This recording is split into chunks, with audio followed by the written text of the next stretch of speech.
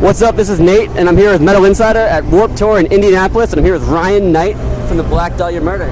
Howdy. And how are you guys doing today on this tour? You're like the heaviest band on the tour, probably. Yeah, I agree. Yeah, it's been pretty cool so far. I think we are the heaviest band on the tour. Is it working out well for you guys? You're getting big crowds? Yeah, it's actually working out a lot better than I thought it would. Crowds have been pretty receptive, so I think there's a lot of people here who know who we are, and I think there's a lot of people here who have no clue who we are. So, and I think that's the goal, right? I mean, you want to get those new fans in. Gotta get those new fans. Keep that career going. I mean, I'm not sure how well it'll do with the Hot Topic crowd here, but you never know. I mean, yeah. I mean, sometimes, people are just gonna not like you. What can you do? Hey, if they don't like you and they talk about it, it still gets you guys noticed and more renowned. Still propelling us. Absolutely. And so, as I was telling you inside, last time I talked to any of you guys, it was Trevor back at the Cave in Maine back in like 2010. Oh yeah. And you just put out a record then, but now you've just put out a new record. You just put out Everblack, right? That's right, Everblack, our 6th full-length studio album. Fantastic. And it's your first one with your new drummer, right? Shannon Lucas is out? Yep, first one with Alan Cassidy. He's a very young man. He's 23. Strapping young lad? Yep, he's got long, flowing blonde hair. Very nice, very nice. And he seems to have picked up the reins pretty well, where Shannon sort of left them off. And was it a weird transition, or was it pretty fluid and natural for you guys? No, it was actually really fluid. We tried out a bunch of dudes who are all really good in their own respects, but I don't know, man. Alan just is the guy. He got the job, and it's been really good. It wasn't like it just kind of transitioned, just kept on going. So it was all good. And as a drummer myself, I have to say I'm amazed that you guys haven't gone through more drummers in sort of like a Spinal Tap-esque way of spontaneous combustion or something like that. I mean, Shannon stuck it out there for a while. That's some really high, like, stamina-demanding drumming in your music. Yes. Why is that? Why has that always been consistent? Is it just you have these great drummers that write it, or are they not the ones writing the parts? Well, I mean, I guess it just comes with the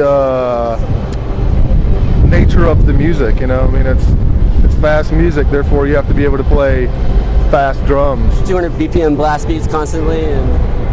sometimes, but if you do that all the time, then it gets kind of old. That's true. So, but yeah, it's just the nature of the music. I wasn't trying to say that that's what the drum is. No. Yeah. Okay. So this album, does it? How would you say it's a progression from previous work? I know, obviously, you guys have been previous musicians and grown. Yeah. I would say it's a little bit like Ritual, but it's I want to say maybe it's darker.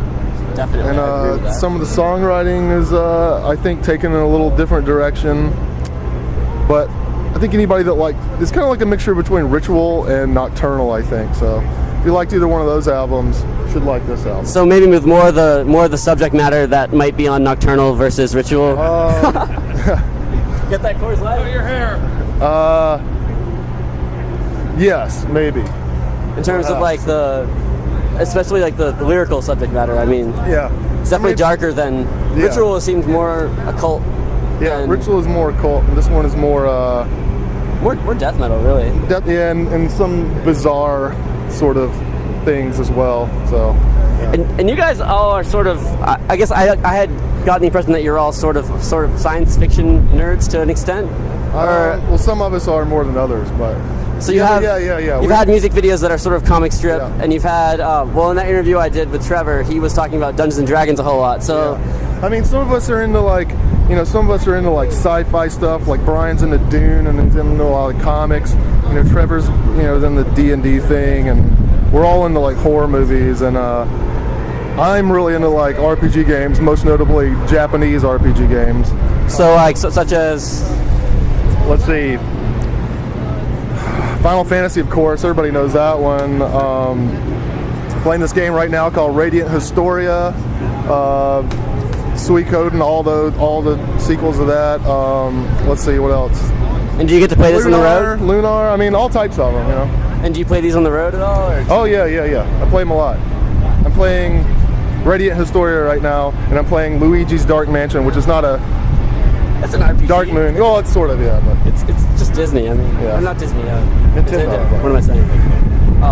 Are you one of those I'm Kingdom thinking Hearts about getting guys? that new Fire Emblem next. So. Fire Emblem's fantastic. So you like some of this turn-based strategy Oh, yeah, as well? That's totally what I like. I'm Totally terrible at those. Terrible. Chrono Cross, Chrono Trigger, Xenogears, like all that. A lot of yeah. Anyway, All that good shit. yeah. So he had spoken about how you guys his vision for the band was to someday be able to play Dungeons and Dragons while smoking ridiculous amounts of weed and pretending to be lizard wizards. His words, not mine. In between each stop, but you haven't gotten to that level yet.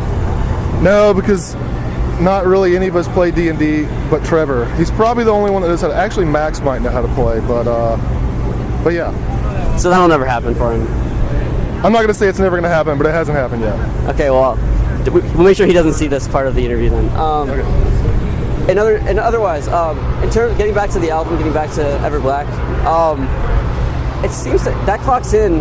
It feels like a bigger album than Ritual. Yeah, well, a lot of the songs are longer. I mean, there's a lot of like 5-minute songs. The songs in general on Ever Black are just a little bit longer. Is there a reason behind that? I think it's just, it has to do with us just sort of advancing the songwriting more and more. Like as the songs get, the arrangements or whatever get, bigger, it's just kind of like, sometimes the songs get longer. So it's just more ideas equals longer songs sometimes, I think. But. And in terms of writing for this, do you write on the road? Do you write back, take some time off and write back at home? Yeah, we pretty much just took time off. We don't really write on the road. We pretty much just took about 2 or 3 months off and wrote it all during, it was like we pretty much wrote it during last summer, end of last summer. So. And so it's been a long time coming to get it out, just last month, right? Yeah, I mean, we recorded it last summer. I mean, we wrote it last summer. We recorded it in between January and February. It was mixed and everything around March and April, and then, it's out now. So. Well, very cool. After Warped Tour, what have you guys got planned? Going to Europe. I'm going to do a headlining tour in Europe for about a month. Who else is on that tour? I think Aborted's on it. It's been announced. I don't want to get you in trouble.